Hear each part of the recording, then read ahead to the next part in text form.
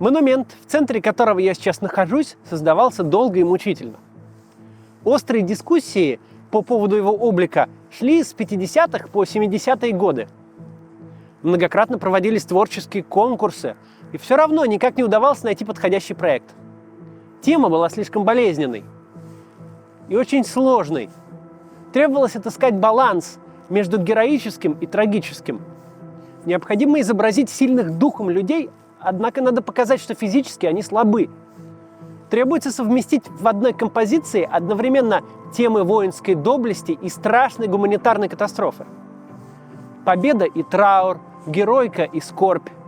Вся культура памяти о Великой Отечественной войне стоит на этом сложном противоречии. А здесь это противоречие обострено до самого предела. Спустя годы творческих поисков проблему удалось разрешить. Монумент был, наконец, сооружен в 1975 году. В фигурах людей читаются и сила, и слабость. Античные мотивы сплелись с социалистическим реализмом. А огромное кольцо, проломленное в одной из точек окружности, самой своей геометрией дает понять, чему именно посвящен этот монумент. Та тема, к которой всякий раз не знаешь, с какой стороны подойти, это блокада Ленинграда.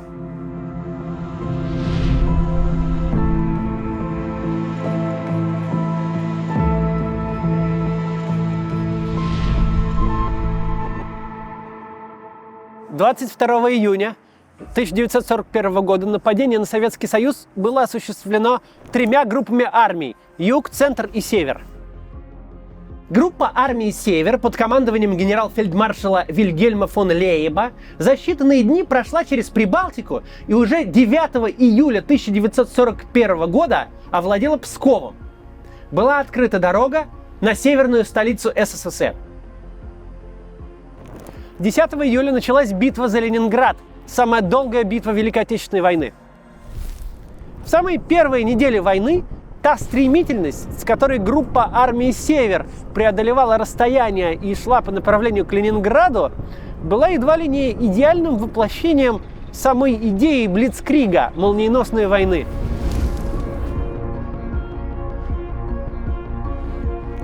Однако в середине июля германский блицкриг на севере СССР внезапно споткнулся на реке Луге. Ибо здесь руками ленинградцев и резервных частей всего за каких-то 2 недели в срочном порядке была построена целая сеть оборонительных сооружений шириной в 175 и глубиной 12 километров. Она получила название «Лужский оборонительный рубеж». Решение о его возведении обсуждалось в Ленинградском военном округе уже в первый день Великой Отечественной войны. Примерный план этого рубежа и других эшелонов обороны Ленинграда составили на 3-й день войны. Работы начались в течение 1 недели. Лужский рубеж наравне с военными строили сотни тысяч простых горожан. Во время строительства безоружных людей обстреливали и бомбили немецкие самолеты. Эта линия обороны, сооруженная в большой спешке и с массой недочетов, не могла остановить вражеские войска. Но тем не менее она выполнила свое историческое предназначение, задержав противника и выиграв для Красной армии драгоценное время. Литва и Латвия были пройдены гитлеровцами за считанные дни, а здесь, на реке Луге, немцы потеряли больше месяца. Более того, для взлома Лужского оборонительного рубежа гитлеровцам пришлось отнять часть танков и самолетов у ушедшей к Москве группы армии «Центр». Действия советских сил на северо-западе, как и на других фронтах летом 1941 года, не ограничивались обороной. Красная армия не только наспех возводила защитные рубежи, но и предпринимала контрнаступление. Перед Великой Отечественной войной Красную армию почти не учили действовать в обороне.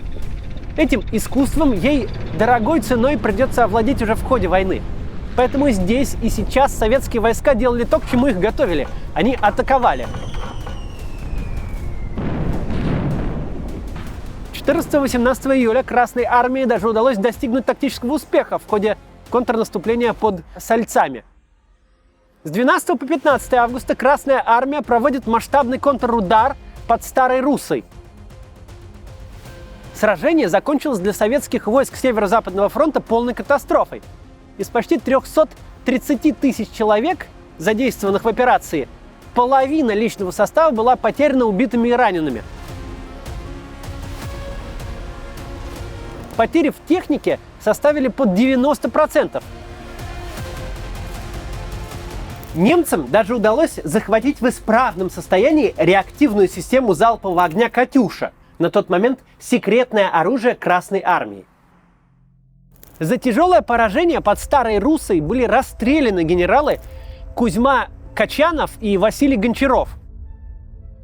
Это были добросовестные командиры, которые оказались в той обстановке, в которой они оказались, и сделали в ней все, что могли и умели. У поражения был ряд объективных причин, включая полное господство в воздухе немецкой авиации.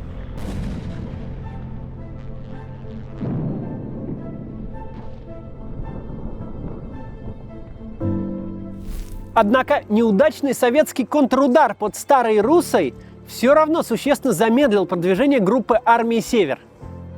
Согласно воспоминаниям немецкого генерала Германа Готта, этот контрудар срывал еще и сроки наступления на Москву группы армии «Центр», поскольку ей вновь приходилось передавать группе армии «Север» часть своих войск. Осенью немцы остановлены в считанных километрах от Ленинграда и от Москвы.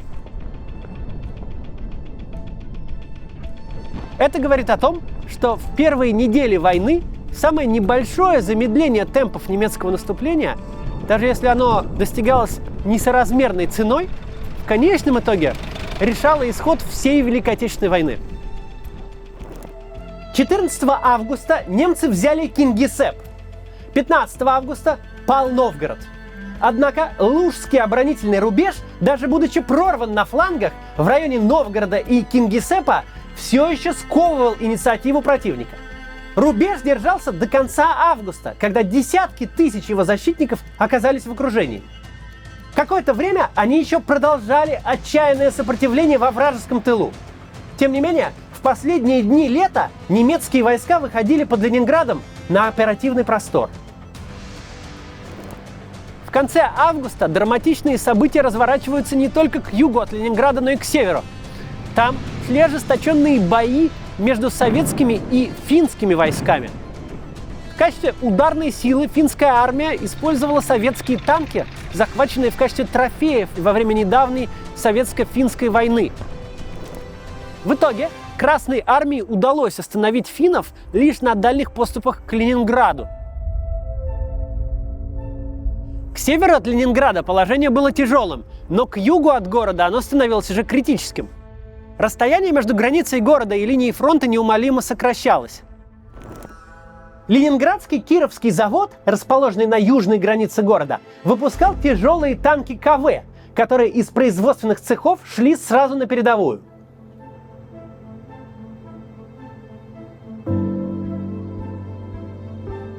Они доставляли много хлопот немецкой армии, которая в начале войны сама тяжелыми танками еще не обладала и не имела достаточно средств для борьбы против них. 20 августа всего 5 советских тяжелых танков КВ, один под командованием старшего лейтенанта Зиновия Колобанова, в одном бою победили 43 немецкие бронемашины. Однако парировать каждый немецкий удар под Ленинградом с помощью танков Кировского завода было попросту невозможно. Противник развивал наступление. Уже 30 августа немцы перерезают железную дорогу и шоссе, соединявшее Ленинград с Большой землей. 8 сентября гитлеровцы захватывают Шлиссельбург. Кольцо окружения замкнулось. Теперь единственным путем сообщения между Ленинградом и всей остальной страной, помимо воздушного, остаются неспокойные и очень коварные воды Ладожского озера. С падением Шлиссельбурга 8 сентября 1941 года начинается блокада Ленинграда. Она продлится 872 дня. Впрочем, в памяти народной и на этом памятнике запечатлено другое число – 900 дней и 900 ночей. Гитлер установил жесткие сроки, в течение которых Ленинград должен был быть взят германскими войсками. В середине сентября группа армии «Север» была обязана вернуть группе армии «Центр» временно переданные ей части, а затем отдать и значительную часть своих основных сил. Во второй половине сентября Гитлеру требовалось сконцентрировать войска для решительного наступления на Москву. Если к этому времени овладеть Ленинградом не удастся, попытки взять его штурмом необходимо прекратить. Город следует заковать в непрерывное кольцо блокады, после чего уничтожить авиационными и артиллерийскими ударами, а население уморить голодом. Причем это не современные оценки намерений Гитлера, а именно план действий, зафиксированный в документах немецкого командования. Артиллерийские удары, авианалеты и голод как средство истребления жителей Ленинграда были прямо прописаны в немецких источниках.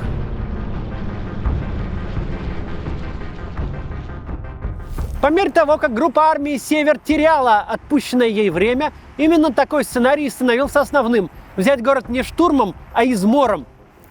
Впрочем, командующий группой армии Вильгельм фон Лейб не оставлял попыток захватить Ленинград уже после установленного дедлайна. А защитники города были вынуждены подготовить к взрыву основные ленинградские предприятия, так как перспектива удержать город оставалась туманной. 23 сентября фон Лейб предпринял последнее наступление на Пулковские высоты. Пулковские высоты – это всего лишь 5 километров от современной Петербургской кольцевой автодороги. Сейчас эта территория уже находится в черте города. Пулковский рубеж приходилось оборонять в том числе силами Ленинградского народного ополчения. Жертвуя собой, ополченцы сумели остановить регулярную армию Германии и войска СС.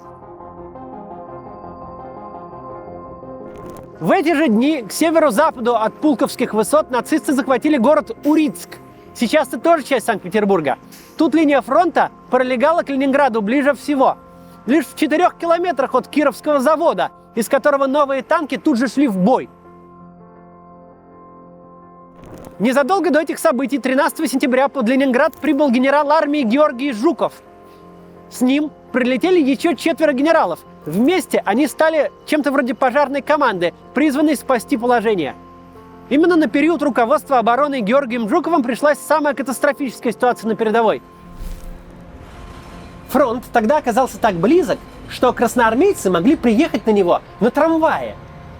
До войны ленинградский трамвай не только курсировал по городу, но и совершал рейсы в ближайшие пригороды. В первой неделе блокады вагоны, оставшиеся на советской стороне, использовались для доставки на передовую людей и боеприпасов. А те трамваи, которые оказались на территории, занятой противником, стали своего рода достопримечательностью, с которой охотно фотографировались немецкие солдаты. Тем не менее, попытки штурма немцы прекратили. Враг окончательно перешел к долговременной осаде. Важнейшую роль в отражении нацистского натиска сыграли орудия кораблей Балтийского флота. К началу войны главная база Балтфлота находилась в столице Эстонии. Таллин, в силу своего географического положения, оборонялся дольше всех из 3 прибалтийских столиц. В последние дни августа из Таллина организованно вышли около 150 боевых кораблей и 75 транспортных судов. Потеряв по пути более четверти из них, Балтийский флот, однако, смог перебазироваться в Кронштадт. Да еще и привезя с собой часть защитников Таллина и эвакуировав несколько тысяч мирных жителей. Событие вошло в историю как Таллинский переход. Корабли с дальнобойными орудиями больших калибров, сумевшие завершить этот переход, заняли у Ленинграда позиции, которые позволили им издалека вести огонь по наступающей немецкой пехоте и бронетехнике. Без этих кораблей, вероятно, удержать Ленинград не получилось бы. Отдельно следует отметить орудия береговой обороны калибра 305 мм, расположенные в форте Красная Горка близ Ораниенбаума. На всех картах блокады Ленинграда обращает на себя внимание своего рода анклав советской обороны. Это Ораниенбаумский плацдарм. Даже будучи отрезанным от Ленинграда по суше, он с помощью своей артиллерии продержался всю блокаду. Итак, 8 сентября 1941 года Ленинград был полностью окружен кольцом блокады. В течение 2 последующих недель войска группы армии «Север» не оставляли попыток взять город с юга и продавливали советскую оборону. Красная армия и Ленинградское народное ополчение готовились к худшему – боям на улицах города. Однако советским войскам все-таки удалось удержать город. К концу сентября линия фронта проходила уже по ближайшим пригородам. Наименьшее расстояние от Ленинграда до передовой составляло всего 4 километра. Однако от дальнейших попыток захватить город на Неве гитлеровцам пришлось отказаться из-за необходимости сконцентрировать свои силы для наступления под Москвой. Под Ленинградом нацисты перешли к другому плану действий, который был предусмотрен ими заранее. Это длительная осада, артиллерийские и авиационные удары, удушение голодом. Немецкие войска, вплоть до солдата, получили четкие инструкции. В случае, если мирные жители, спасаясь от голода, будут пытаться выйти из Ленинграда, следует открыть сначала заградительный огонь, а потом стрелять на поражение. На севере Ленинград был блокирован финской армией. К счастью, финские войска не смогли продвинуться к городу ближе, чем на 19 километров. Артиллерии, способной бить на такое расстояние, у Финляндии не было, а финская авиация была достаточно слабой. Тем не менее, финны деятельно участвовали в блокаде города. Популярная легенда о том, что финский главнокомандующий Карл Маннергейм, будучи бывшим царским офицером, чья молодость прошла в Петербурге, будто бы решил пожалеть этот город, не подтверждается современными исследованиями.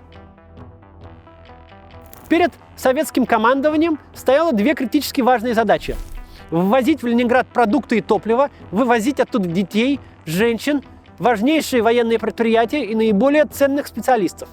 Был налажен воздушный мост, однако возможности авиации были совершенно несоразмерны масштабу задач. По сути, оставался один путь через Ладожское озеро, но крайне сложные условия навигации, действия немецкой авиации и артиллерии превращали путь через Ладогу в соломинку, за которой приходилось держаться огромному городу. Женя умерла 28 декабря в 12:30 утра, 1941 год. Бабушка умерла 25 января в 3 часа дня, 1942 год. Лёка умер 17 марта в 5 часов утра, 1942 год. Дядя Вася умер 13 апреля в 2 часа ночи, 1942 год. Дядя Лёша умер 10 мая в 4 часа дня, 1942 год. Мама умерла 13 мая в 7:30 утра, 1942 год. Савичевы умерли. Умерли все. Осталась одна Таня. Всего лишь 9 дневниковых страниц. Но, пожалуй, никто не написал про 900-дневную блокаду Ленинграда лучше, чем школьница Таня Савичева. Она жила в этом самом доме. Здесь она застала первую блокадную зиму. Здесь она же осиротела. Летом 42-го ее вместе с другими ленинградскими детьми вывезли из осажденного города. Истощенная и потрясенная девочка еще 2 года цеплялась за жизнь. Несмотря на все усилия врачей, 1 июля 1944 года Таня умерла в эвакуации. Таня Савичева была почти ровесницей Анны Франк, всего на полгода младше. И умерли они с разницей в полгода. Дневник Анны Франк стал символом Холокоста, дневник Тани Савичевой – символом блокады Ленинграда. 2 исторических документа, 2 обвинительных акта против нацизма, и оба написаны школьницами. Один дневник словно продолжает другой. Таня сделала последнюю запись в мае 42-го. В июне того же года первую запись сделает Анна Франк. Мы еще не раз проведем параллели между Холокостом и блокадой Ленинграда. Ведь действительно многое объединяет эти 2 страшнейшие трагедии Второй мировой войны. Блокада в первую очередь ассоциируется с голодом. Именно от него умерло больше всего ленинградцев. По некоторым подсчетам, голод стал причиной 97% всех смертей в блокадном Ленинграде. Однако впервые смерть пришла в Ленинград в другом своем обличии – в виде бомб и снарядов.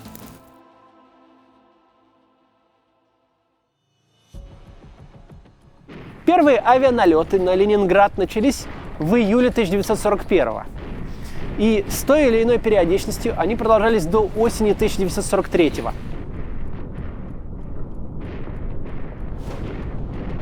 Временем самых страшных бомбардировок были сентябрь-декабрь 1941 года. Тогда на город упало более 70 тысяч авиабомб. Из них более 3000 фугасные, остальные зажигательные. Нацисты предполагали сжечь город дотла. От гибели в огне Ленинград спасал специальный химический состав, которым обрабатывали перекрытия и дежурство ленинградцев на крышах. Горожане тушили небольшие зажигательные бомбы, в простонародье зажигалки. Они брали их металлическими щипцами и опускали в емкость с песком. То же самое, кстати, в то время делали и москвичи. Мрачным предзнаменованием стало уничтожение бадаевских складов с продовольствием. Немецкие бомбы рухнули на продовольственные склады ровно в первый день блокады, 8 сентября. Согласно современным исследованиям, запасов еды там было всего лишь на несколько дней, но психологический эффект от этого события был все равно огромен. Оно вызвало гнетущее чувство у жителей города. Когда в Ленинграде начнется голод, большую ценность приобретет земля на месте сгоревших бадаевских складов. После пожара она пропиталась расплавленным сахаром, и блокадники эту землю ели. Страшнее немецких авиабомб были снаряды немецкой артиллерии. Регулярные артиллерийские удары по Ленинграду начались 4 сентября. В сентябре 1941 года бывали дни, когда обстрелы продолжались по 18 часов в сутки. В первой половине 1942 года немцы подвезли к Ленинграду дополнительные орудия большой и особой мощности. Снаряды этих гаубиц и мортир весили до нескольких сотен килограмм и обладали чудовищной разрушительной силой. В 1942 году под Ленинград было даже переброшено орудие «Толстый Густав» калибра 807 мм, одно из самых мощных орудий Второй мировой войны. К счастью, конкретно оно, по имеющимся сведениям, по Ленинграду ни разу не выстрелило. Артиллерийские удары той или иной интенсивности не прекращались вплоть до 1943 года. Насколько это было возможно, участь города облегчали корабли Балтийского флота, которые вели контрбатарейную стрельбу. Их задачей было накрывать позиции немецкой артиллерии. За время блокады, согласно известным подсчетам, на Ленинград было сброшено более 107 тысяч бомб и более 148 тысяч снарядов. Поэтесса Ольга Бергольц писала 20 декабря 1943 года, когда до конца блокады, казалось бы, оставалось уже совсем немного. Есть у нас мальчик 10 лет, Петя Дьяконов. Во время одного артобстрела ему оторвало обе ручки. Мальчик долго лежал в больнице, его выхаживали врачи. Мать приходила к нему так часто, как ей позволяла работа. Мальчик вылечился, пришел домой. Как его лелеяла мать, как старалась скрасить его жизнь. 8 декабря мальчик был на улице. Мама вела его в кино. Немец начал стрелять по городу. Мальчику оторвало левую ногу, и на его глазах убила мать. Мальчик лежит в больнице. Он рассказывает сухим деревянным голосом, подробно, бесстрастно. Закончив рассказ, он сказал: «Теперь я остался один». И отвернулся от людей к стене. Не плачь. После войны, во время реставрации архитектурных памятников, были специально сохранены и отмечены мемориальными досками некоторые из следов вражеских ударов. Их можно увидеть на Исаакиевском соборе, храме Спаса на Крови и на Анечковом мосту. На нескольких улицах воссозданы надписи с белым шрифтом на голубом фоне. Они врезались в память каждому блокаднику. Граждане, при артобстреле эта сторона улицы наиболее опасна.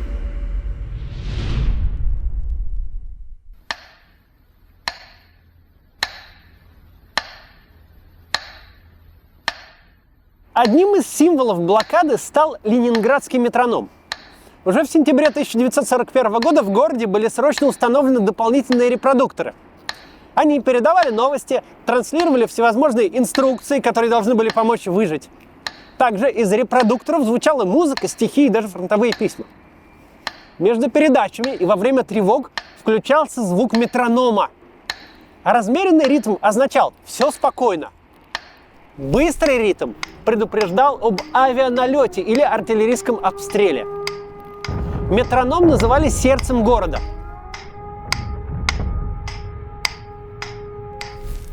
Метроном очень помогал ленинградцам не сойти с ума.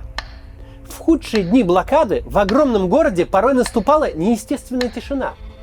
Не было ни шума транспорта, ни гула толпы. А вечером еще и наступал кромешный мрак. Света не было ни на улице, ни в окнах домов. В темноте и полной тишине город мог показаться вымершим. Но размеренный ритм метронома напоминал людям: Ленинград жив. По данным на 1 января 1941 года в Ленинграде проживали чуть менее 3 миллионов человек. Причем для этого города был характерен высокий процент нетрудоспособного населения, включая детей и пожилых людей. Перед установлением блокады часть ленинградцев была призвана на фронт или успела уехать. Но одновременно с этим с запада в северную столицу прибыли не менее 300 тысяч беженцев из Прибалтики и соседних с Ленинградом районов. По данным НКВД, в городе на Неве к началу блокады находились более 2,5 миллионов человек. Сам себя город прокормить не мог, он целиком зависел от поставок извне. Продуктовые карточки в Ленинграде были введены в июле 1941 года, еще до того, как вокруг него замкнулось кольцо осады. Правда, тогда в карточной системе не было никакой трагедии. Нормы оставались высокими, еда выдавалась регулярно. Нужно обязательно отметить, карточка сама по себе никогда не обменивалась на продукты. Она просто давала право купить еду за деньги.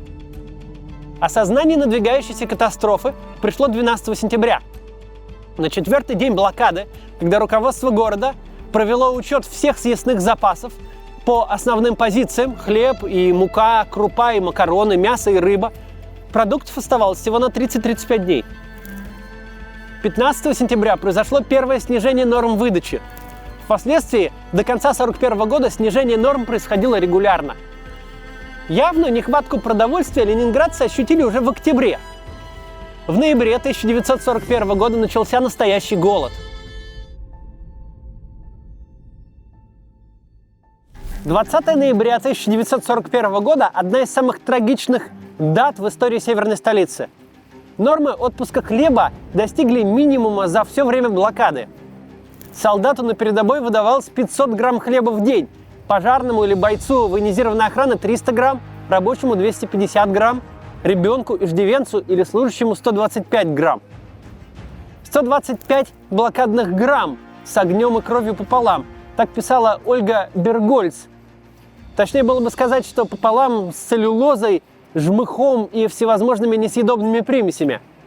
Ведь менялся не только вес отпускаемого хлеба, но и сама его рецептура. Чем тяжелее становилась обстановка в городе, тем меньше в хлебе было муки. Ее заменяли суррогатами, вплоть до опилок.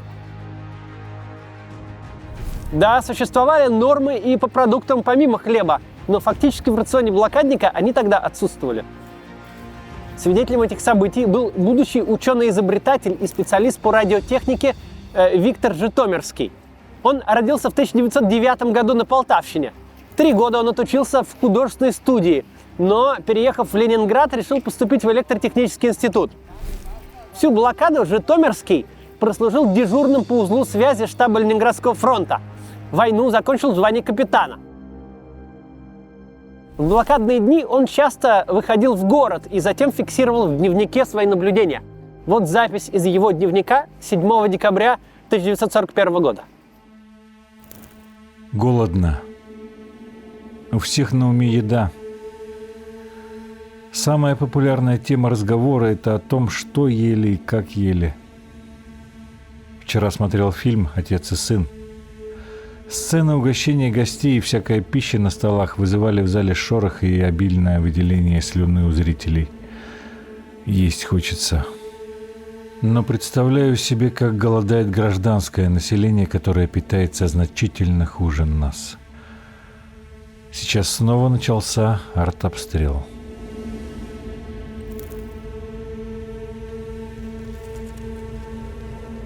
В декабре смертность от голода стала массовой. Ситуацию усугубляли морозы. Климатическая зима в 1941 году началась очень рано и была одной из самых холодных за всю историю метеонаблюдений. Топлива в городе почти не было. Выработка электричества опустилась до 15% от довоенного уровня. Остановилось трамвайное движение, а троллейбусы стояли на улицах и заметались снегом еще с ноября. Для горожан это стало настоящим бедствием. В отсутствие транспорта и без того истощенные люди теперь были вынуждены брести пешком по заснеженным улицам, которые просто некому было очистить от огромных сугробов. Путь на работу за водой или продуктами растягивался на целые часы.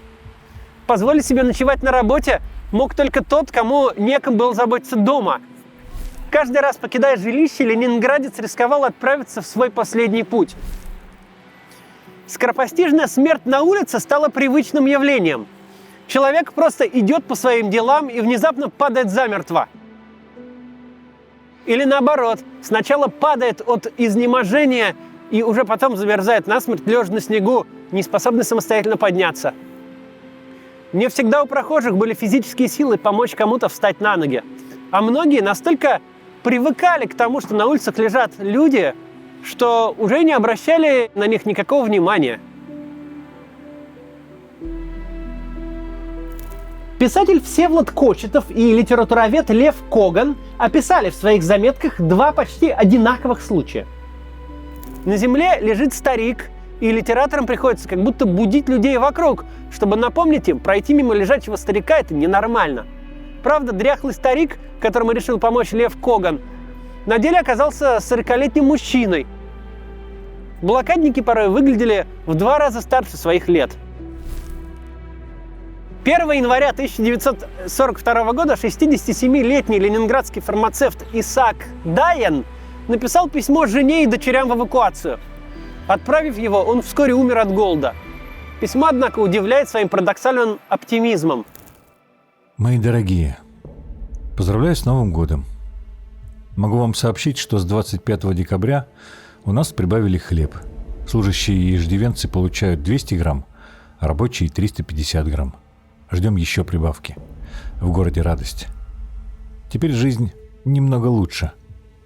Слава богу, уже долго гитлеровские бандиты не бросали бомбы на наши жилые дома. Мы спим спокойно. У нас холодно.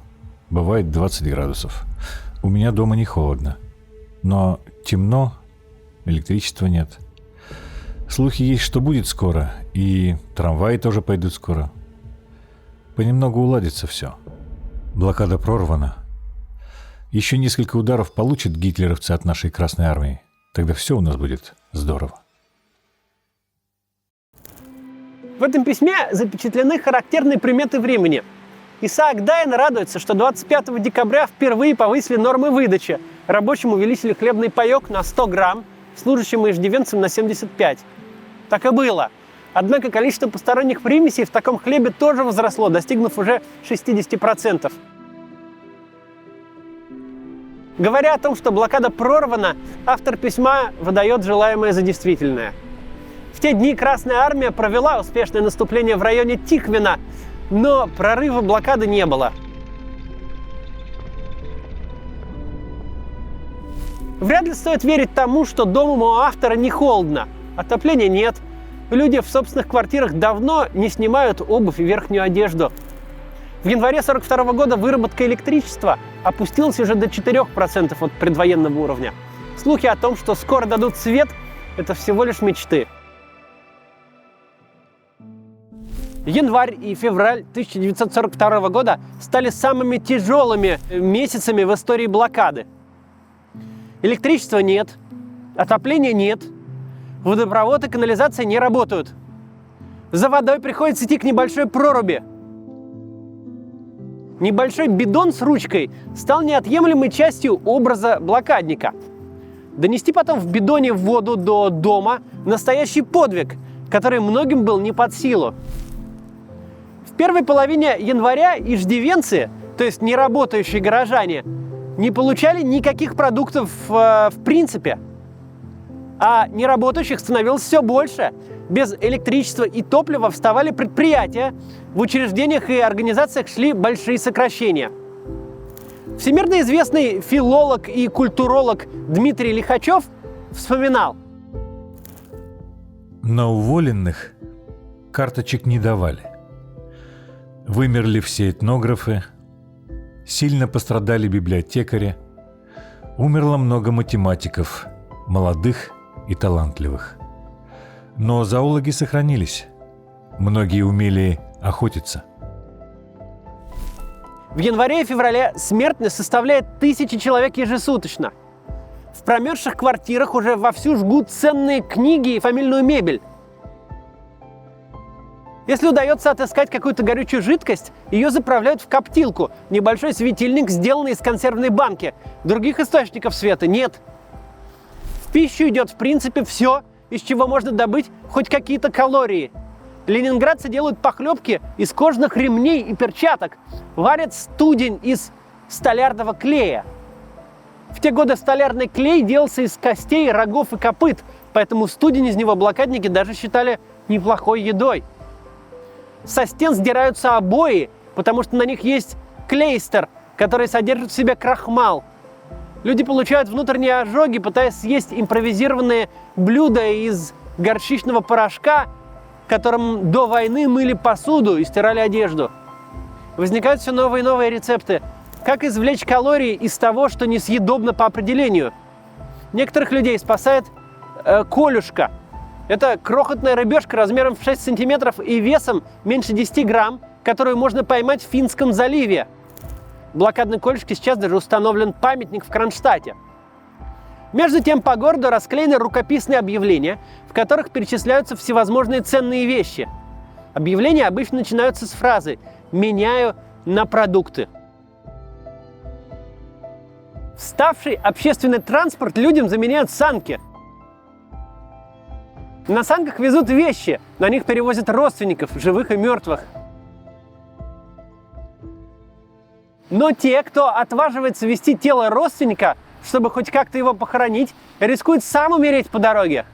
Поэтому некоторые подбрасывают тела своих родственников на улицу, надеясь, что там их подберет милиция. Или наоборот, до последнего скрывают смерть родного человека, чтобы продолжать отоваривать его продуктовые карточки. Вновь обратимся к дневнику Виктора Житомирского.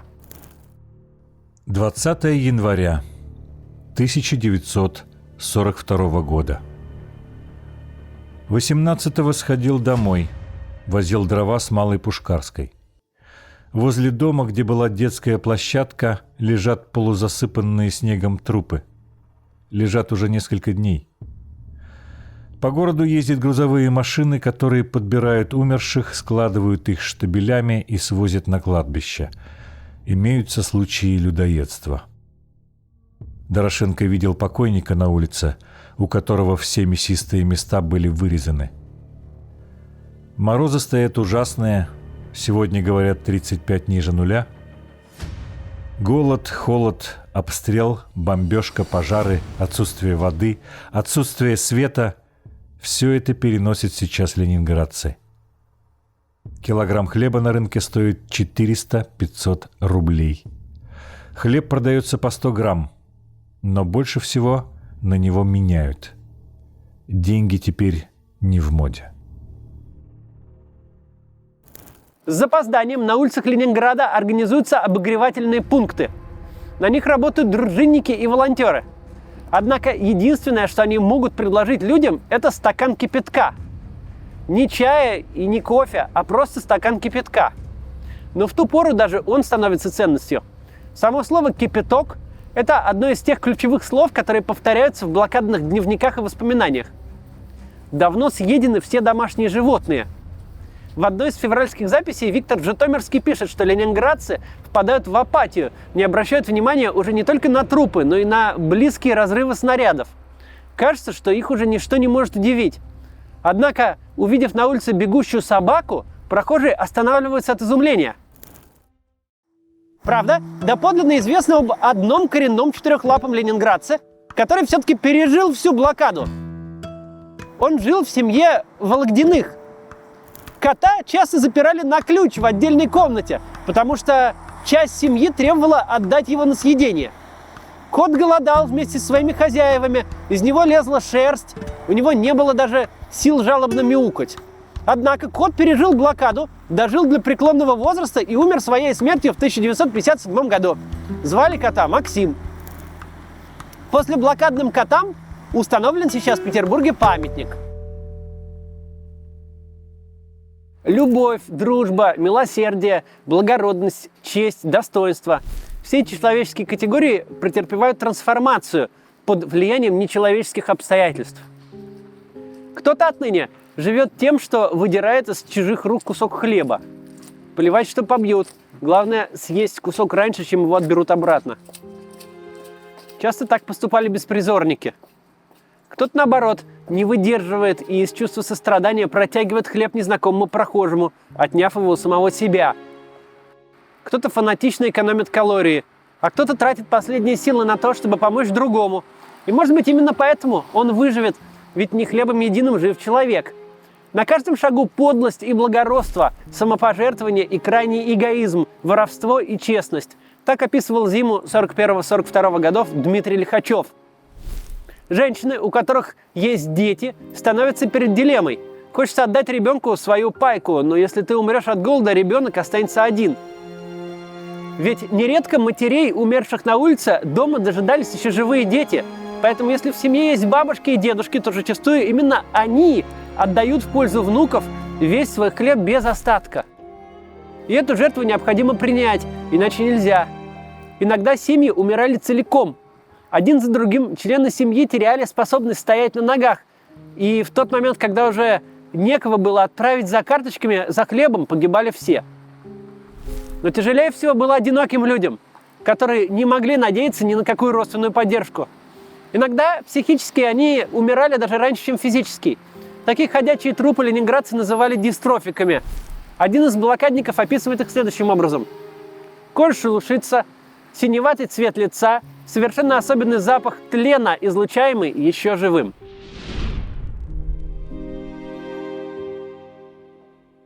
Положение ленинградцев стало медленно улучшаться только со второй половины февраля 1942 года. 11 февраля увеличились нормы. 500 грамм хлеба рабочим, 400 грамм служащим, 300 грамм детям и неработающим. 16 февраля было даже впервые выдано качественное мясо. Весной меньше людей стали умирать на улицах. В марте все трудоспособное население города вышло на уборку улиц. В апреле-мае восстанавливалось коммунальное хозяйство. По улицам пошли трамваи, возобновляли работу закрывшиеся зимой предприятия. Однако смертность по-прежнему оставалась чудовищной. Люди, чье здоровье было непоправимо подорвано зимой, продолжали гибнуть. Савичевы умерли. Умерли все. Эти строки Таня Савичева написала 13 мая. Лишь к концу 1942 года смертность уменьшилась радикально, хотя и тогда она составляла 200% от довоенной. Кроме того, одной из причин резкого снижения смертности было то, что все слабые к тому времени уже умерли.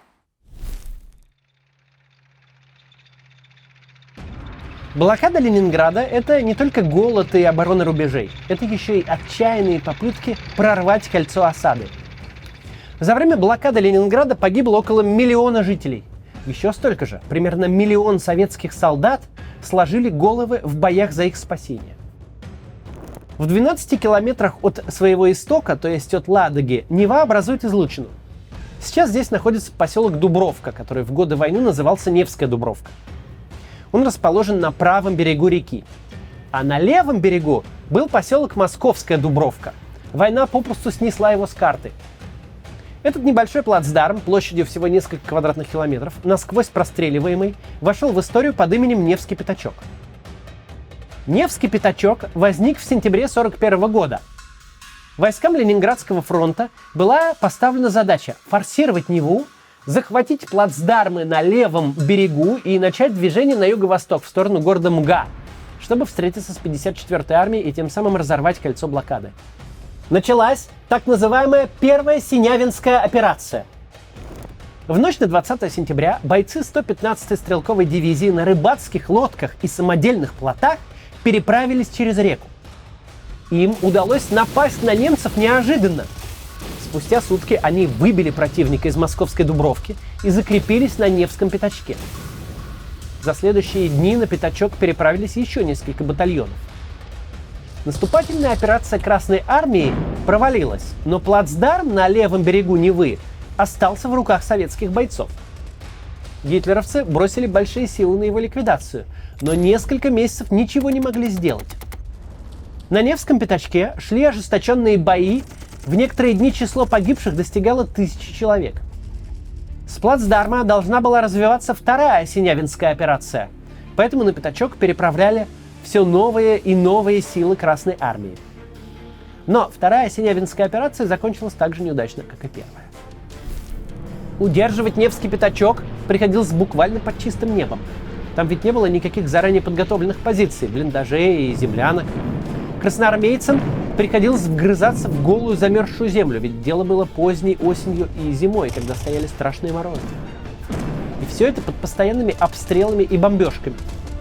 К тому же в руках гитлеровцев было здание 8-й ГРЭС, которое возвышалось над местностью и позволяло им наблюдать за перемещениями советских войск. На карте немецкие позиции в районе Шлиссельбурга и Синявина выглядят очень уязвимыми. Казалось бы, задача перед советским командованием стояла проще некуда. Ударишь одновременно с запада и востока, и страшной блокаде конец. Но кажущаяся простота была обманчива. Гитлеровцы понимали, что советские войска не могут оставить Ленинград на произвол судьбы, что за каждой неудачной попыткой прорвать блокаду неизбежно последует следующее. И чем тяжелее будет положение блокадников, тем отчаяннее станут действия Красной Армии. Культурная столица, носящая имя самого Ленина, колыбель революции, важнейший военно-промышленный и логистический центр. Ленинград был не тем городом, на который советское командование было готово махнуть рукой. Блокадой города нацисты намеренно сковывали огромные силы Красной Армии. Поэтому немцы строили оборонительные сооружения ударными темпами. Время играло им только на руку. Каждый день они совершенствовали свои укрепления, усиливали эшелонированную оборону, стремясь сделать ее непробиваемой. Немецкие солдаты находились в сравнительном комфорте. В их распоряжении были глубокие траншеи, теплые блиндажи и бесперебойное снабжение.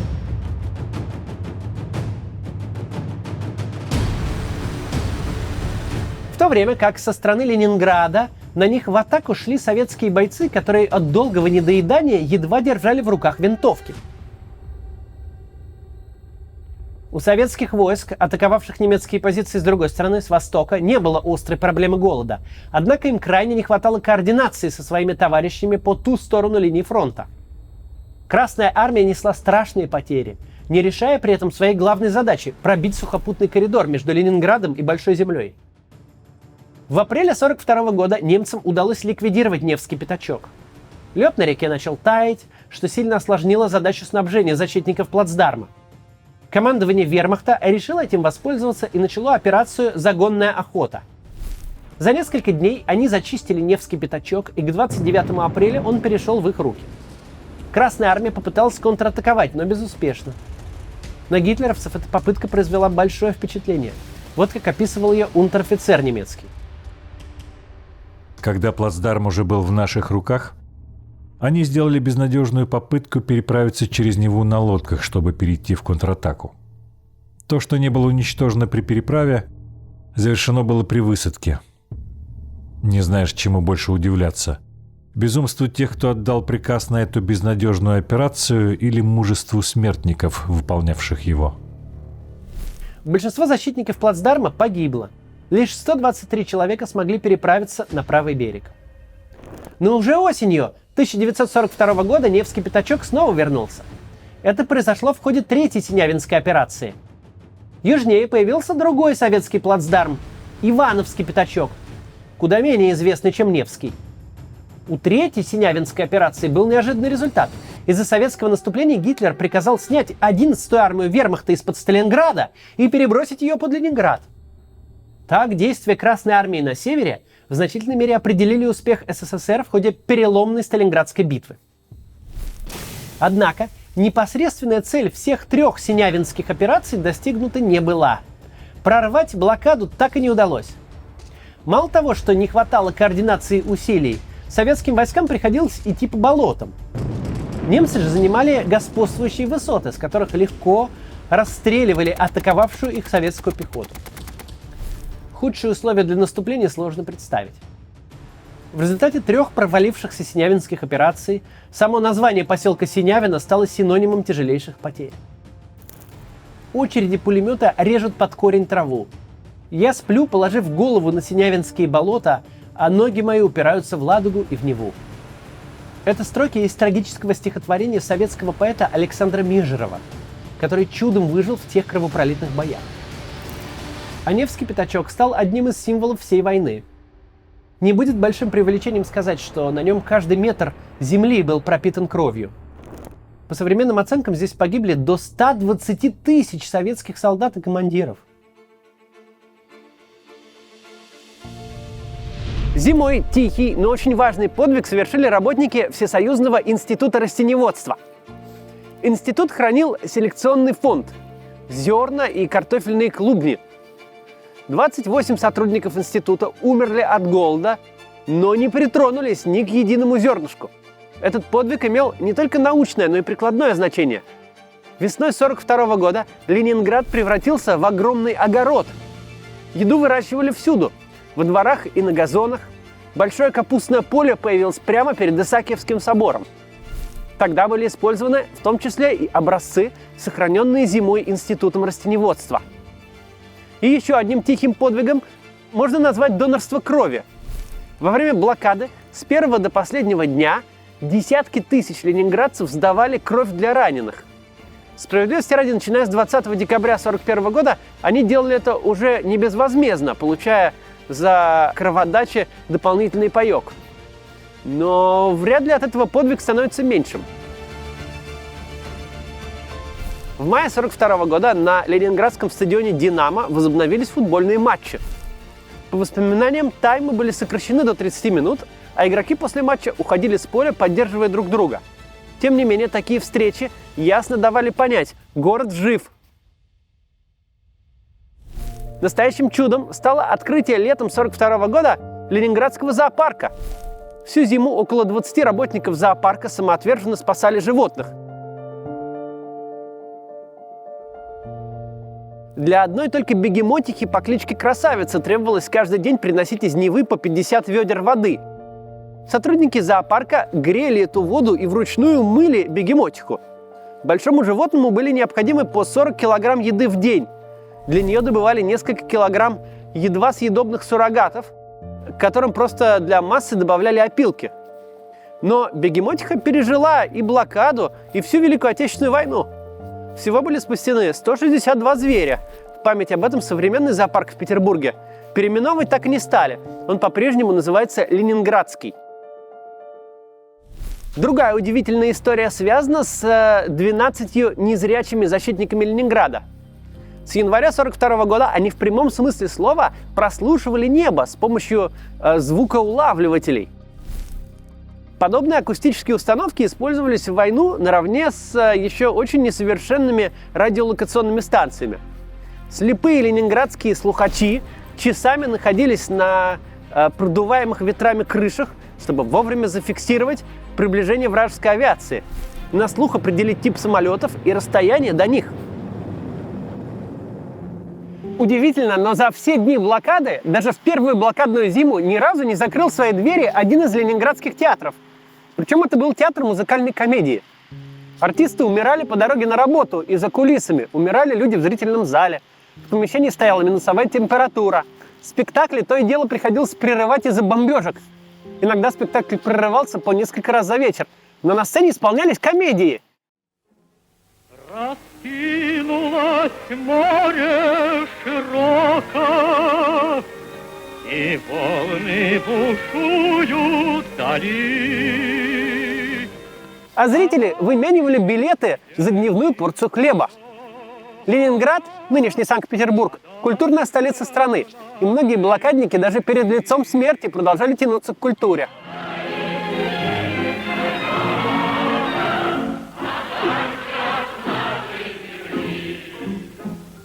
На радио и вживую перед ленинградцами со своими стихами выступала поэтесса Ольга Бергольц. О, ночное воющее небо, дрожь земли, обвал невдалеке, бедный ленинградский ломтик хлеба, он почти не весит на руке. Зимой Бергольц потеряла мужа, но она продолжала писать. Именно зимой 41-42 годов будущий академик Дмитрий Лихачев подготовил свою самую первую научную работу. Символично, что она называлась «Оборона древнерусских городов».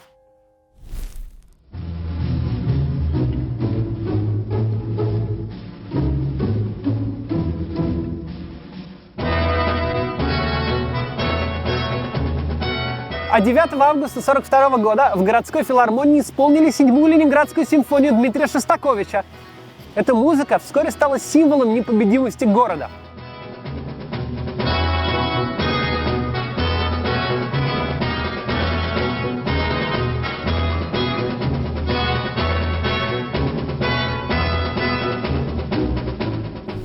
Портрет Шостаковича в образе пожарного был летом 1942-го даже помещен на обложку американского журнала «Тайм». Впереди было еще 1,5 года блокады и еще 2 блокадных зимы, но к ним город был уже готов. Ничего подобного тому, что произошло в первую блокадную зиму, в Ленинграде больше не повторилось. На послевоенном Нюрнбергском процессе, когда судили нацистских преступников, было озвучено количество жертв блокады Ленинграда – 632 тысячи человек. Сейчас это число используется лишь как самая нижняя граница. В современной научной литературе часто указываются другие оценки – 780, 850 тысяч и так далее. Верхней границей стало число 1,5 миллиона. Как вы видите, разброс огромный. Да, мы не знаем доподлинно числа жертв блокады, но мы знаем, что если бы не Ладожская дорога жизни, установить их количество было бы гораздо проще. Потому что тогда и не пришлось бы что-то высчитывать. Без дороги жизни погибли бы попросту все, кто находился в Ленинграде, кроме крохотного количества людей, эвакуированных по воздуху. Ладожское озеро издавна славилось своим непокорным нравом. Из-за штормов навигация по озеру была столь опасной, что в XVIII веке Петр I решил прорыть южнее Ладоги отдельный судоходный канал. Другой канал был прорыт при Александре II, он используется и по сей день. Однако в дни блокады эта ниточка была перерезана. Судоходство непосредственно по Ладожскому озеру – дело весьма рискованное, но с началом блокады никакой другой связи между Ленинградом и Большой землей не было.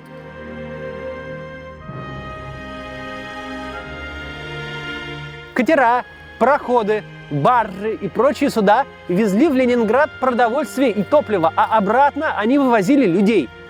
В приоритете, конечно же, были дети, но попасть на борт вовсе не означало обязательно спастись. Суда вместе с людьми тонули от штормов. За ними охотились вражеские самолеты, а на воде уже свою охоту устраивали экипажи немецких, финских и даже итальянских боевых катеров. Когда на Ладоге устанавливался лед, на озеро выходили грузовики. Тут тот же принцип. В город продукты и топливо, из города женщин и детей. Ладога из-за сильных волн замерзает плохо, ледовое покрытие ненадежно. Но грузовики шли, когда лед еще не успевал надежно затвердеть.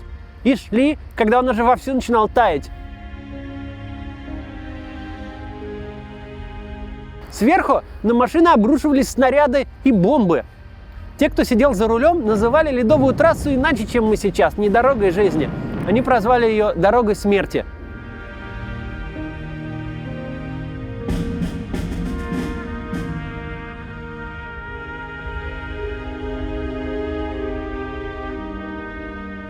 Однако в конце декабря 1941 года водители смогли совершить настоящее чудо.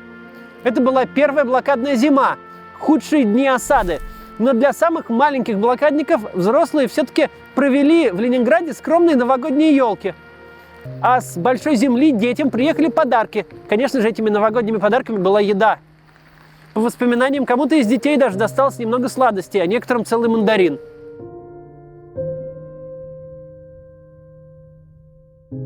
Нерегулярно и с перебоями, но все-таки доставлялась по дороге жизни и почта. Иногда в Ленинград приходили особые письма с фронта от молодых солдат 18-19 лет. На них вместо адреса была пометка для почтальона «Передайте первой попавшейся девушке». Это был такой способ с кем-нибудь познакомиться. Летом 1942 года по дну Ладожского озера был проложен трубопровод, по которому в город пошли керосин, бензин и дизельное топливо. А осенью того же года по дну Ладоги провели электрический кабель. Его назвали «Кабель жизни». Что было бы, если бы еще в сентябре 1941 года немцам удалось взять Ленинград? Может показаться, что ответ на такой вопрос должен быть сугубо теоретическим. Ведь в Ленинград противник войти не сумел. Но это не совсем так. Дело в том, что часть Ленинграда гитлеровцы все-таки сумели захватить.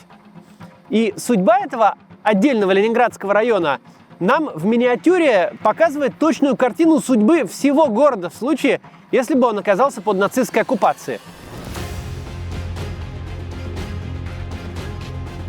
Город Пушкин. Раньше он назывался Царское село. Здесь, в Императорском царско-сельском лицее, учился Александр Сергеевич Пушкин. Сейчас город Пушкин входит в границы Санкт-Петербурга. В годы войны северная столица была меньше, чем сейчас. Поэтому Пушкин был на отдалении от города. Однако административно Пушкин считался неотъемлемой частью Ленинграда еще с 30-х годов. Поэтому 17 сентября 1941 года нацисты не просто оккупировали бывшее Царское село, они именно что вошли в район города Ленинград и вели себя там соответствующе. Для СССР Ленинград был колыбелью революции, тем местом, откуда пошла советская государственность, где началась сама советская история. Точно так же этот город воспринимали и нацисты. Поэтому об уничтожении Ленинграда вместе с жителями прямо говорится в немецких источниках. Правда, нацисты не признавали название города в своих документах и называли его обычно Петербург. Адольф Гитлер говорил: «Ядовитое гнездо Петербург, из которого так и бьет ключом яд в Балтийское море, должен исчезнуть с лица земли». Одна из германских директив гласила: проблемы, связанные с продовольственным не могут и не должны нами решаться. Мы не заинтересованы в сохранении хотя бы части населения. Так прямо и писали. В Пушкине нацисты сознательно организовали страшный голод, который уже никак нельзя объяснить издержками осады. В декабре город начал попросту вымирать. Об оккупации Пушкина мы многое знаем благодаря дневнику журналистки Олимпиады Поляковой, писавшей под псевдонимом Лидия Осипова.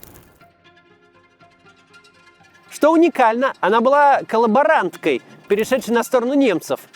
И у нее была информация, что к 24 декабря 1941 года из 25 тысяч мирных жителей погибло уже не менее половины. А вот ее запись от 27 декабря. Люди перестали любить и ненавидеть. Перестали о чем-либо говорить и думать, кроме пищи. По улицам ездят подводы и собирают по домам мертвецов. Говорят, что вся дорога до Гатчины с обеих сторон уложена трупами. Эти несчастные собрали свое последнее барахлишко и пошли менять на еду. По дороге кто из них присел отдохнуть, тот уже не встал. Это далеко не вся заметка, просто некоторые вещи цитировать мы не будем. Нельзя не сказать, что еще осенью 1941 года в Пушкине были убиты все евреи. Несколько сотен евреев нацисты собрали и поместили в подвал Екатерининского дворца. Затем их расстреливали в садах и парках. Именно евреи погибли раньше всех остальных жителей Пушкина. Пушкин – это то уникальное место, где две самые большие трагедии – блокада Ленинграда и Холокост – слились воедино. Нацисты уничтожали не только людей, но и главные культурные памятники. Из Екатерининского дворца была вывезена легендарная янтарная комната. Шедевр начала 18 века не найден до сих пор, а сам Екатерининский дворец оккупанты довели до такого состояния, что его реставрация продолжается уже более 60 лет. И это лишь один из разрушенных немцами ансамблей. Если бы нацисты оккупировали весь Ленинград, то не только погибли бы все его жители. Самый красивый город России прекратил бы свое существование, и его, очевидно, уже не восстановил бы никто и никогда. Хотя, вероятно, и восстанавливать его было бы уже некому. Ленинград имел ведь не только политическое и культурное значение. Это был промышленный и транспортный центр. Утрата Ленинграда создала бы очень большие риски для Мурманска, через который в СССР шла помощь от союзников. Кроме того, у противника высвободились бы большие силы, которые могли бы переломить ход противостояния на всем Восточном фронте. Зачем? Ну, как говорится, на всякий пожарный случай. Берите.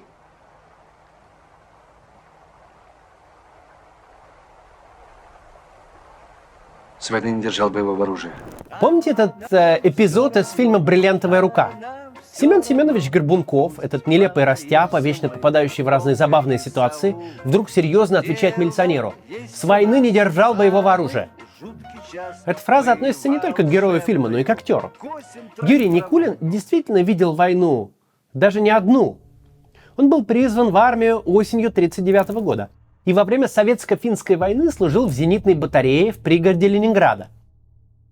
Затем началась Великая Отечественная, и будущий главный клоун Советского Союза прошел ее от начала и до конца. Никулин был среди тех, кто защищал Ленинград и не давал врагу войти в северную столицу. Затем среди тех, кто прорывал блокаду.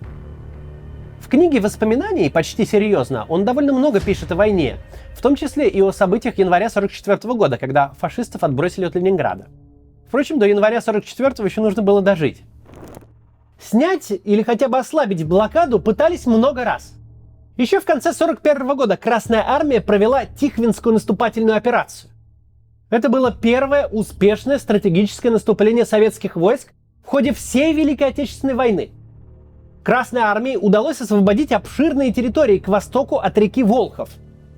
Однако к прорыву блокады Ленинграда эта победа не привела. Продолжением Тихвинской стала Любанская наступательная операция, также известная как Битва за Волхов. Замысел операции был весьма амбициозен – разбить вражеские войска восточнее Ленинграда и не только прорвать блокаду, но и освободить Новгород, а в перспективе разгромить всю немецкую группу армии «Север». Любанская операция стала частью стратегии наступления на всех фронтах. В начале 1942 года политическое руководство СССР было окрылено победой под Москвой. Оно неадекватно оценивало соотношение сил и требовало от Красной Армии немедленного развития достигнутого успеха и изгнания оккупантов сразу на всех направлениях фронта. Эта стратегия целиком провалилась. В ходе битвы за Волхов цели так и не были достигнуты, а задействованная в ней вторая ударная армия оказалась в окружении и погибла. Ее командующий, генерал Андрей Власов, после мытарств по лесам и болотам попал в плен и перешел на сторону гитлеровцев. Об этом человеке, имя которого стало нарицательным, мы поговорим подробнее в другой серии нашего проекта. С битвой за Волхов ассоциируется деревня Мясной Бор. Это место называют Долиной Смерти. Скорее всего, за всю историю Мясного Бора в деревне не жило столько людей, сколько погибло там солдат. Советских, германских и испанских. Да, именно испанских. Там на стороне Гитлера воевала добровольческая голубая дивизия из франкистской Испании. Новый 43-й год стал годом коренного перелома в войне. В январе уже шла к своей развязке Сталинградская битва. Красная армия, ставшая по-настоящему победоносной, даже внешне выглядела по-другому. На плечах советских солдат появились погоны, вновь вошло в употребление царское слово «офицер».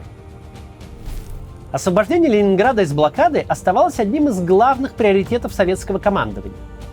12 января 1943 года на широких участках по направлению друг к другу двинулись силы Ленинградского и Волховского фронтов. Началась операция «Искра». Красная армия пошла по самому очевидному пути. Удары по двум сходящимся направлениям в районе Шлиссельбурга и Синявина. Результаты операции оказались скромнее желаемых. Несмотря на это, 18 января советским войскам удалось освободить Шлиссельбург. Сухопутный коридор к Ленинграду, пусть и узкий очень, но в этот раз был наконец пробит. Сразу же началось строительство железной дороги Поляны-Шлиссельбург. Она была введена в эксплуатацию в рекордные сроки, уже 5 февраля. Ленинградцы назвали ее «Дорогой Победы». Но машинисты, которые по ночам вели в Ленинград эшелоны с хлебом, дали ей другое название – «Коридор смерти». На некоторых участках поезда шли всего лишь в 3-4 километрах от немецких позиций, в зоне действия полевой артиллерии. Часть путей была проложена прямо по льду Невы.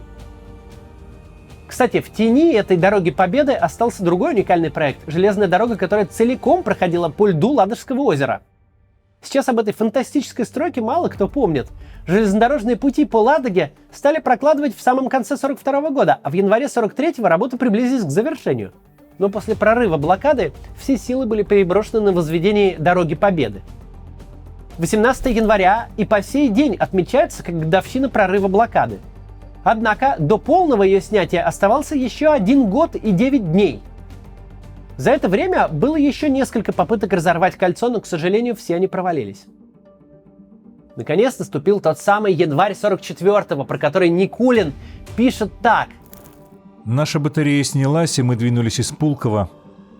Мы ехали, а кругом зияли воронки, всюду лежали убитые гитлеровцы. К вечеру на дороге образовалась пробка. Ночь, темно. Поток из бесчисленного количества людей и военной техники остановился. Невозможно было сделать дальше ни шагу. На наше счастье стояла плохая погода, и немцы не смогли применить авиацию. Если бы они начали нас бомбить, то, конечно, нам не поздоровилось бы. Так, 14 января 1944 года под командованием генерала армии Леонида Говорова началась операция «Январский гром». Говоров по специальности своей был вовсе не общевойсковым генералом, а артиллеристом. Поэтому научиться руководить общевойсковым боем ему пришлось ценой прошлых поражений. Под Ленинградом Леонид Говоров разработал собственную методику подготовки войск. Новация была продиктована специфическими условиями фронта. Генерал армии Говоров, держа в руках секундомер, лично гонял пехотинцев в учебные атаки. Цель была следующей – определить, сколько метров и за какое время физически способен пробежать истощенный от постоянного недоедания солдат. Ни в одной военной академии не учат, как воевать с таким личным составом. При планировании операции Говорову нужно было понимать, добегут ли его подчиненные до вражеского окопа. А если добегут, то за какое время? Казалось бы, военный начальник такого уровня должен оперировать десятками километров и часами. Но, имея в распоряжении солдат, способных упасть в голодный обморок, генерал считал метры и секунды. За это сослуживцы прозвали его аптекарем. Опыт неудач и выработанный по их итогам аптекарский точный подход Говорова дал результат. 14 января Ленинградский фронт двинулся не самым очевидным образом. От Ораниенбаумского плацдарма на запад и на юг от северной столицы. Ленинградскому фронту удалось освободить Красногвардейск, нынешнюю Гатчину, и наконец-то наладить взаимодействие с внешним Волховским фронтом, который обрушился на противника с востока. За 2 недели успешных боев враг был выбит и отброшен на 100 километров от Ленинграда. 27 января Ленинград был полностью освобожден от блокады. Победа Красной армии была обусловлена точным расчетом, особенности местности, возможности своих и вражеских войск, физическое состояние защитников Ленинграда. После 3 лет боев, потеряв около 1 миллиона солдат, Красная армия наконец-то положила конец кошмару ленинградской блокады.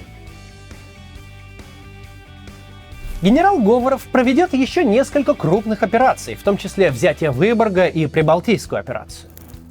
Ну а защитник и освободитель Ленинграда Юрий Никулин встретит победу в Прибалтике, демобилизуется из армии летом 1946 года и вернется домой, в Москву, чтобы стать всенародным любимцем, легендой кино и цирка на Цветном бульваре.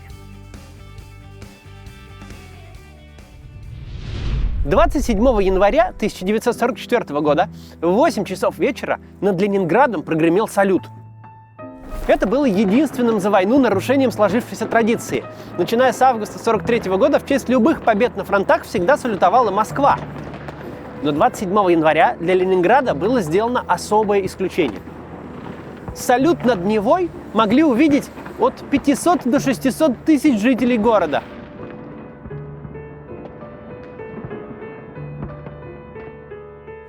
После призывов на фронт, массового голода зимой 41-42 годов и беспрецедентных эвакуаций в Ленинграде к концу блокады оставалась лишь 1/5 часть от довоенного населения.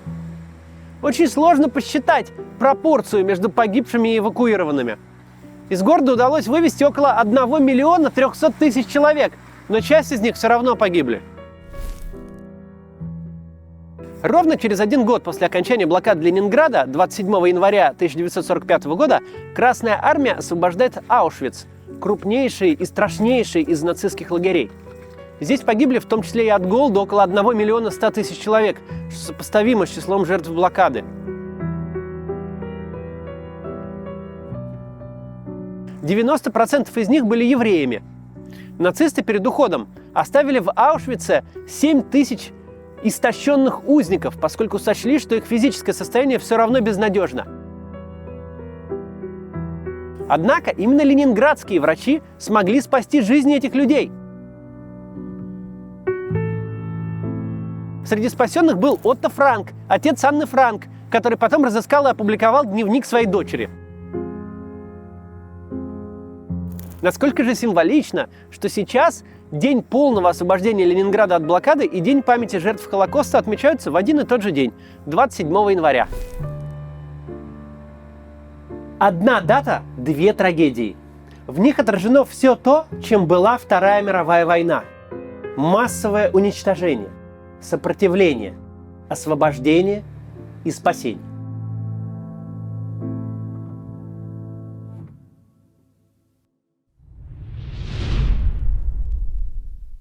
Я, как рубеж, запомню вечер.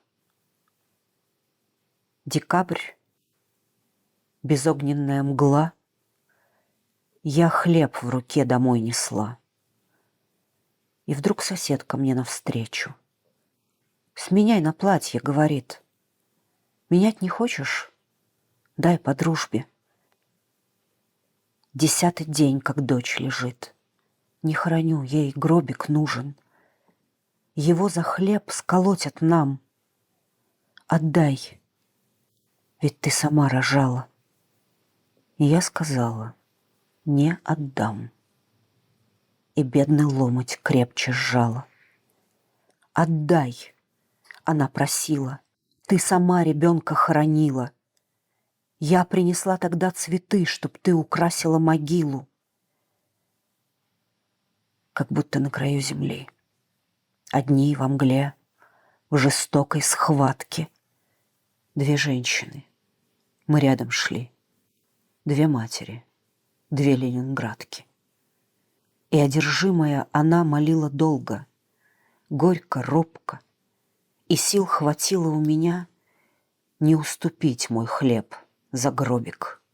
И сил хватило привести ее к себе, шепнув угрюмо: «На, съешь кусочек, съешь, прости, мне для живых не жаль, не думай». Прожив декабрь, январь, февраль, я повторяю с дрожью счастья: мне ничего живым не жаль, ни слез, ни радости, ни страсти. Перед лицом твоим война. Я поднимаю клятву эту, как вечной жизни эстафету, что мне друзьями вручена. Их множество, друзей моих, друзей родного Ленинграда. О, мы задохлись бы без них в мучительном кольце блокады. Дорогой жизни шел к нам хлеб, дорогой дружбы многих к многим. Еще не знают на земле страшней и радостней дороги. И я навек тобой горда, сестра моя, москвичка Маша, за твой февральский путь сюда, в блокаду к нам, дорогой нашей. Золотоглаза и строга, как прутик тоненькая станом, в огромных русских сапогах, в чужом тулупчике с наганом, и ты рвалась сквозь смерть и лед, как все. Тревогой одержима, моя отчизна, мой народ, великодушный и любимый, и ты вела машину к нам, подарков полную до края ты знала. Я теперь одна, мой муж погиб, я голодаю, но тоже, что со мной со всеми сделала блокада. И для тебя слились в одно и я, и горе Ленинграда. И ночью, плача за меня, ты забирала на рассветах в освобожденных деревнях посылки, письма и приветы. Записывала: не забыть, деревня Хохрина, Петровы.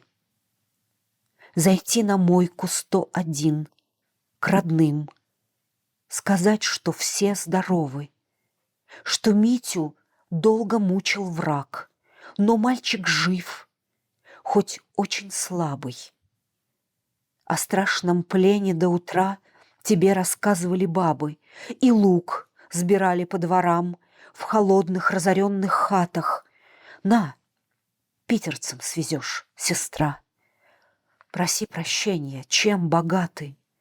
И ты рвалась вперед, вперед, как луч с неодолимой силой.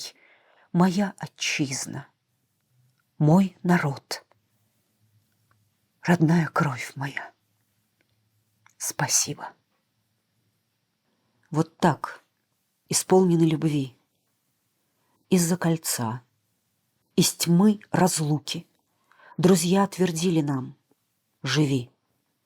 Друзья протягивали руки, оледеневшие в огне, в крови, пронизанные светом, они вручили вам и мне единой жизни эстафету.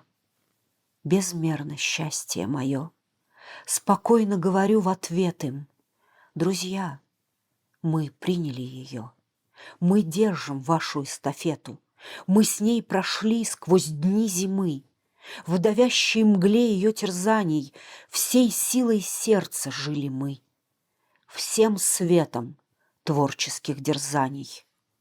Да, мы не скроем, в эти дни мы ели землю, клей, ремни, но, съев похлебку из ремней, вставал к станку упрямый мастер, чтобы точить орудий части, необходимые войне.